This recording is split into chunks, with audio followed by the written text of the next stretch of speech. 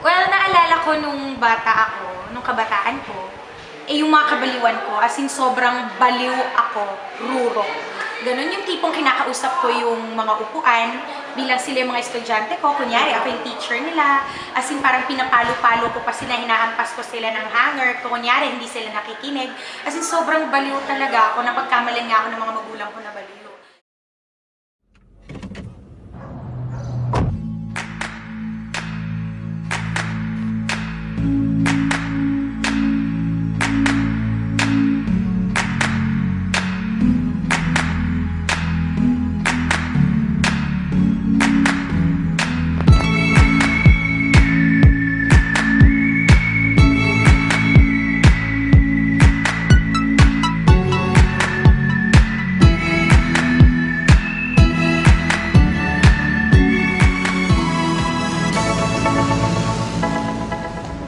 Parang hard drive ang memory. Dun ko sinastore lahat ng mga gusto ko alalahanin, lahat ng gusto ko i-delete.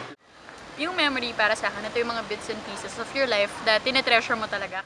Memory is yung mga bagay na naalala mo, yung parang nakastuck lang sa isip mo, tapos parang siyang CD na kung kailan mo lang siya gustong gamitin, parang dun lang siya lumalabas. Minsan kahit hindi mo siya gustong gamitin, lumalabas lang siya.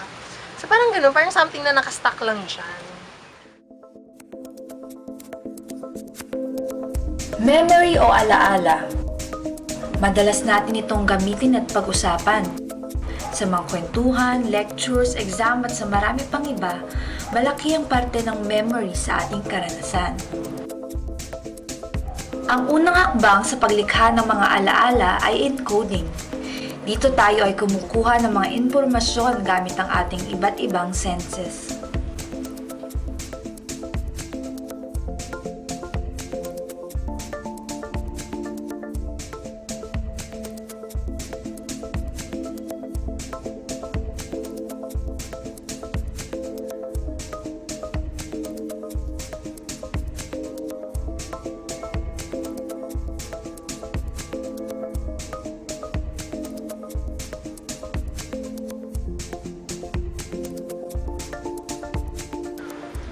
Naaalala ko sa childhood ko, marunong pa akong kumanta, yung choir pa ako sa school namin. Tapos parang ako yung laging nasa gitna kasi ako yung favorite ng choir master, ganyan, yung conductor. So parang sobrang memorable siya sa akin kasi ngayon, diba, ganda na ng boses ko. So ayun.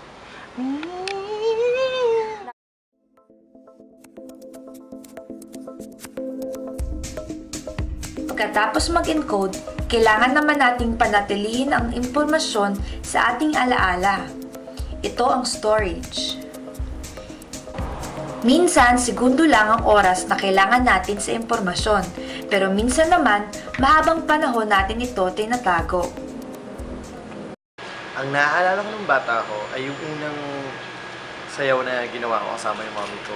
Ang ginawa niya, pinatapak niya yung paa niya, pinatapak niya yung paa ko sa paa niya, tapos ginalaw-galaw lang niya ako. Parang yun yung feeling ko naging start ng paglalakbay ko sa life, sa dancing career ko. Pagdating sa usapan ng memory, kadalasan ang problema ng mga tao ay ang retrieval. Ito yung pagkuha ng impormasyon na alam nilang nasa storage ng kanilang alaala. May dalawang klase ng pag-retrieve o pagkuha ng mga alaala. Ito ay recall at recognition.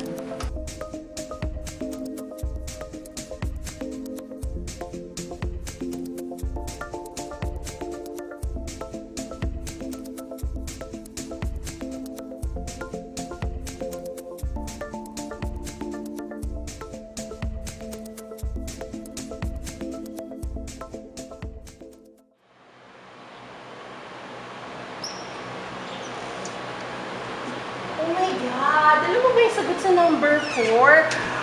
Gosh, ang hirap nun. Yung parang microorganism that floats on water. Teka ha. Alam ko yan eh. Nasagot ako yun eh. Sa dulo na ng dila ako sa lesson life. Nalahanin ko na. Ano nga yun? Alam ko yun eh. Sa dito. Dali. Hindi, alam mo, mamaya. Sasabihin ko sa sa'yo mamaya. Tanda. Sige, asahan ka. Ayun.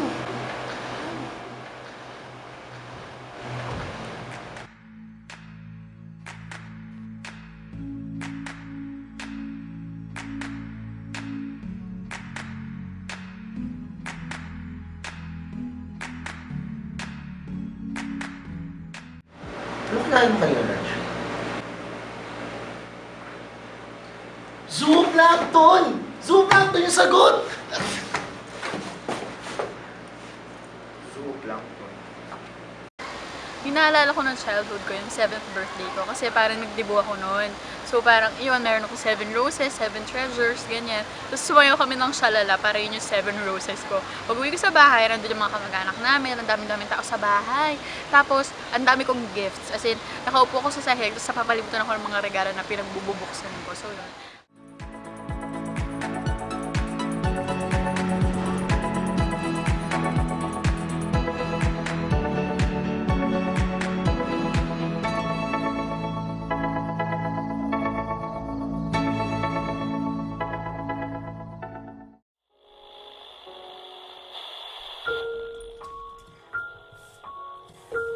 Maliban sa pagiging proseso na nagaganap sa ating mga isipan, ang memory ay isang mahalagang puwersa sa ating buhay.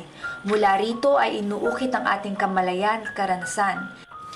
Kaya naman dapat lang na tayo'y maging mapagmatsyag at maingat sa mga alaala na ating binubuo.